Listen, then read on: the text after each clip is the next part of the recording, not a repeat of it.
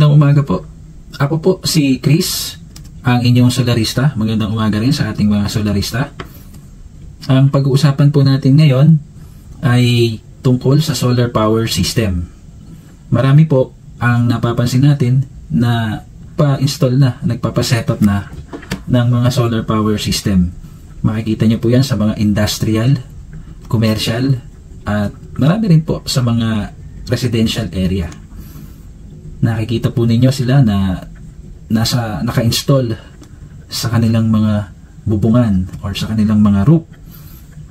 Kung nagpaplano po tayo na magpa-set up o magpa-install ng solar power system, pag-usapan po natin ano po ang dapat nating mga i-consider para sa pagpapa-set up ng solar power system. Meron pong tatlo yan, no? Alin-alin yon? Una, yung ating budget. Pangalawa, kung pwede po ba na tayo ay ma-installan o ma-set upan ng solar power system. Yung tinatawag na feasible po ba na ma-set upan yung ating lugar. At pangatlo, kapag nakapag-decide na po tayo na magpa-set up ng solar, kuhanin po natin yung mga quality at mayroong mga warranting mga produkto. Okay, discuss natin yung una. Una yung budget, no? Ang pagpapakabit po o pagpapasetup po ng solar power system, dapat nating i-consider as an investment. Hindi po siya liability. Okay? Pwede nating tawaging asset. Dahil, ano ang mga benepisyo kapag meron tayong solar power system? Unang-una, makakatipid tayo sa gastos sa konsumo sa kuryente sa ating mga electric bill.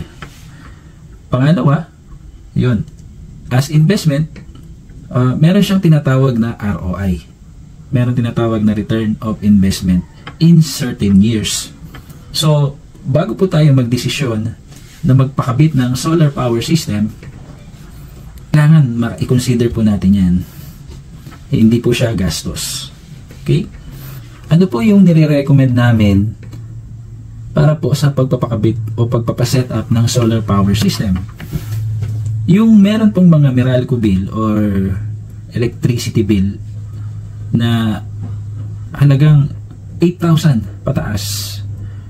Bakit namin nire-recommend na yung mga may halagang 8,000 pataas sa kanilang Meralco bill o sa kanilang electricity bill ay magpa-set up o magpa-install ng solar power system? Kasi po, yung ROI niyan ay tumatagal lang po ng 3 to 4 years. So, within that year, mababawi na po natin yung ating investment sa pagpapa-install ng solar power system. At pagkatapos po, natapos na po natin yung taon na ating paggamit ng solar power system, yan po, na po yung ating investment at tuloy pa rin ang paggamit natin ng solar power system. So magiging asset na po siya. Imbes na magbayad tayo ng electricity bill, so yun, masisave na po natin yun. Pwede na natin gamitin sa ibang pagkakagastusan. So ilang taon tumatagal ang mga solar power system? Ang solar panel po, tumatagal siya ng 50 years. Lifespan, 50 years. Ngayon po, meron tayong mga naging kliyente na pumasok na sila sa ROI years nila. So, bawi na sila. Bawi na sila sa kanilang mga investment. Susunod po, kapag nabawi na natin yung ating investment, ayun, libre na po yung ating electricity bill. Naman namin, hindi inire-recommenda pa-install ng solar power system yung mga merong Meralco bill na below 8,000. Yung kanilang investment ROI mas matagal po. Tumatagal siya ng 5 years, 6 years hanggang 7 years. Depende po sa kanilang gamit na load. Yan. Pero dahil yung iba gusto nilang makatipid sa kanilang electricity bill, kahit na ang bill po nila ay 5,000, 4,000, 3,000, dahil maganda nga po na magpa-set up o magpa-install ng solar power system, patuloy silang nag-i-invest. So, salamat po doon sa mga nag-decide na kahit na ganoon, alam nilang matagal yung kanilang ROI o return on investment, patuloy pa rin silang nagpapa-install sa atin. Pangalawa, ano yung dapat pang i-consider na mahalaga sa pagpapa-install o pagpapa-set up ng solar power system? Sabi natin yung location. Kung feasible po ba na installan yung ating mga lugar, yung ating mga bahay ng solar power system.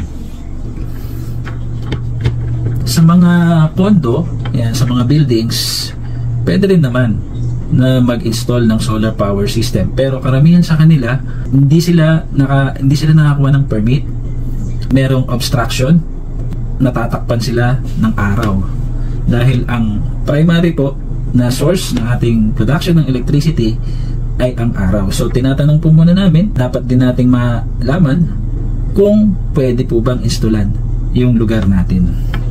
Pangatlo, kung magpapa-install po tayo ng solar power system, yung mga gagamitin po natin ng mga materials, kailangan po ay class A or quality materials pero mura, affordable.